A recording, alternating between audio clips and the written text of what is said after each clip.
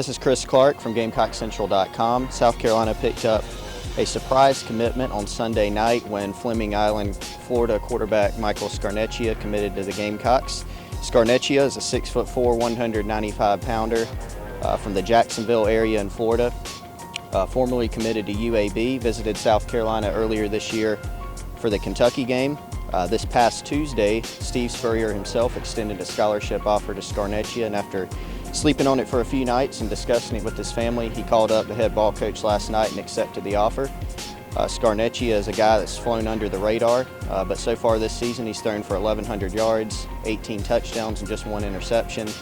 Even though he doesn't have a lot of big-time offers, he's a guy that caught Coach Spurrier's eye and could be one of those sleepers out of Florida in the mold of a Patrick DeMarco that South Carolina's picked up in the past. Even though that was a surprising commitment, and it was thought originally that South Carolina would not take a quarterback in this class, that any quarterback they took would be a gray shirt offer, such as Bo Baldwin from South Aiken, who they were going to bring in the 2015 class. South Carolina's still got several other priority positions in this class, particularly on defense.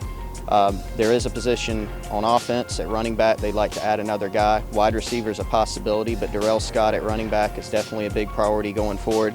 He's expected to visit South Carolina this fall for a game. He'll be on campus for the Florida and the Clemson games. One of those will be an official visit. And the Gamecocks still lead Tennessee right now for him.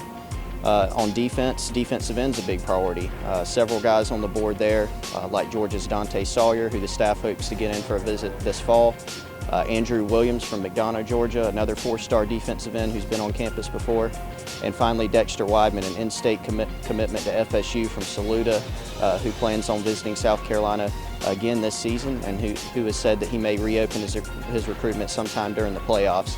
So those are some guys to watch down the stretch. South Carolina's got limited spots in this class, but there are some spots that they want to hit to close out 2014 recruiting. I'm Chris Clark from GamecockCentral.com.